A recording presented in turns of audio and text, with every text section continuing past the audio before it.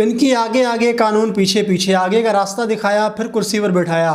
Cocaine کی queen پکڑی گئی لیکن پورے نظام کو ایکسپوز کر گئی۔ پنکی نے کراچی میں دھوم مچا دی۔ کراچی میں منشیات ڈیلر انمول عرف پنکی کو بغیر ہتھکڑی کے شاہانہ انداز میں عدالت میں پیش کیا گیا۔ ساتھ ہی پنکی کا ایک دبنگ آڈیو بھی لیک ہوا جس میں وہ کہہ رہی ہیں ہم دھڑلے سے کام کر رہے ہیں، آپ اٹھا سکتے تو اٹھا لیں۔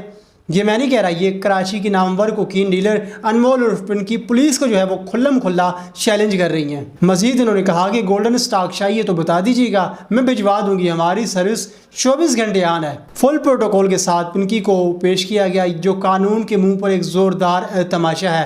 اس واقعے پر وزیر داخلہ سندھ ضیاء الحسن لنجار صاحب نے کہا کہ ملزمہ پنکی کو فل پروٹوکول فراہم کرنے والے اہلکاروں کے خلاف فوری کارروائی کی جائے گی۔ اب پنکی کی کچھ پرانی زندگی پر نظر ثانی کرتے ہیں۔ انمول عرف پنکی 14 سال کی عمر میں ماڈل بننے کے لیے نکلی، تعلقات بنائے، پارٹیوں میں آنا جانا شروع کیا۔ انہی دنوں میں انہوں نے ایک وکیل سے شادی کر لی۔ اس کا شوہر عالمی کوکین گینگ کے ساتھ کام کرتا تھا۔ شادی کے بعد پنکی نے اپنے شوہر کے ساتھ مل کر کوکین کے کاروبار میں قدم رکھا۔ کچھ عرصے بعد وکیل شوہر سے طلاق ہوئی تو اس نے پولیس افسر سے شادی کر لی۔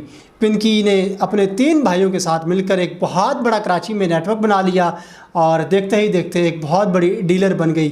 کوکین بنانے کا طریقہ اس نے انٹرنیٹ سے سیکھا اور جلد ہی اپنا ایک الگ برانڈ بنا لیا۔